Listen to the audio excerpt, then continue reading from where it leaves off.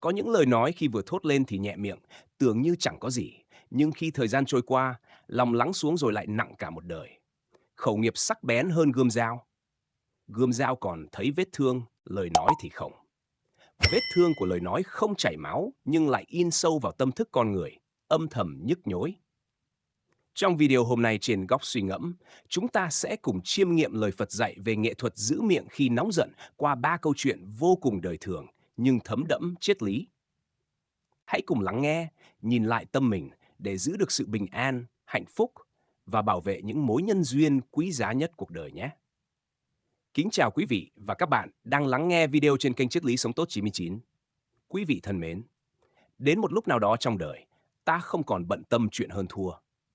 Ta chọn im lặng, mỉm cười, bước qua mọi áp lực bằng sự an nhiên trong tâm hồn. Đó không phải là yếu đuối, mà là lựa chọn của một người hiểu đời. Hạnh phúc không đến từ tranh đấu, mà đến từ sự bình yên trong chính tâm hồn mình.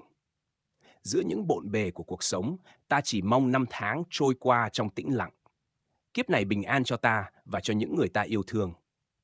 Vì đôi khi, sống giản dị lại chính là cách ta chạm đến sự trọn vẹn sâu sắc nhất.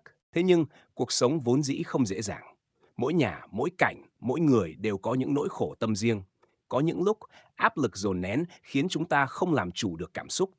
Có ai trong chúng ta chưa từng hối hận vì một lời đã lỡ nói ra? Những lời nói khi vừa thốt lên tưởng chừng nhẹ miệng, nhưng khi thời gian trôi qua, khi lòng lắng xuống, nó lại trở thành gánh nặng dằn vặt cả một đời. Đức Phật từng dạy rằng, khẩu nghiệp sắc bén hơn gươm dao.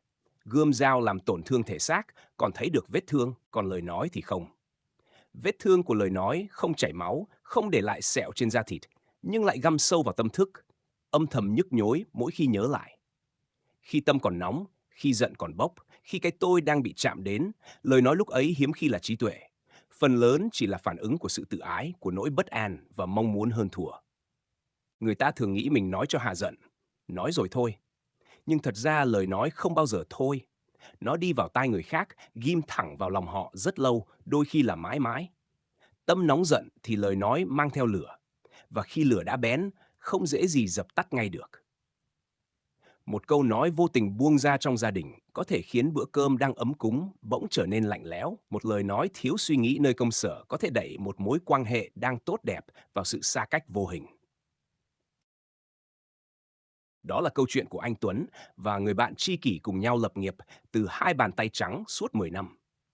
Giữa họ có sự tin tưởng tuyệt đối.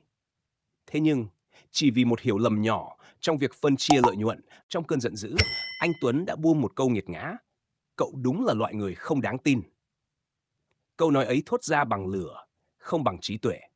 Người bạn nghe xong không cãi, chỉ im lặng rời đi. Một tuần sau, khi cơn giận nguội đi, anh Tuấn nhắn tin, gọi điện xin lỗi, nhưng tất cả đều không còn được đáp lại. Tình bạn 10 năm khép lại vĩnh viễn chỉ vì một câu nói lúc nóng lòng. Khi giận, ta chỉ nhìn thấy bề mặt của sự việc, thấy lỗi của người khác mà phóng đại lên, rồi quên sạch những điều tốt đẹp họ từng làm cho ta.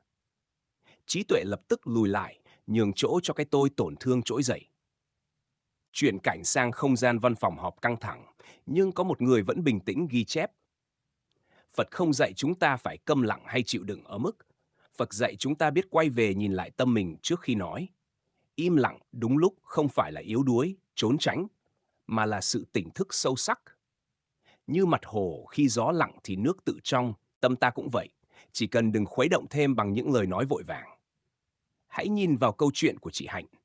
Trong một cuộc họp căng thẳng, chị bị đồng nghiệp chỉ trích nặng nề, đổ lỗi cho dự án thất bại.